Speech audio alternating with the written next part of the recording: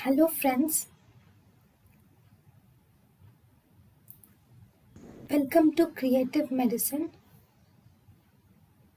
In this lecture, we will learn about. Hello friends, let us now learn some important points about teduglitide.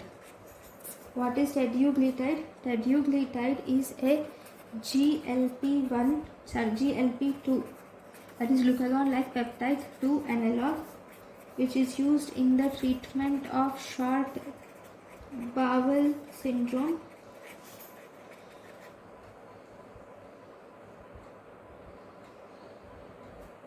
This will stimulate the IGF and thus increases the proliferation of intestinal epithelial cells.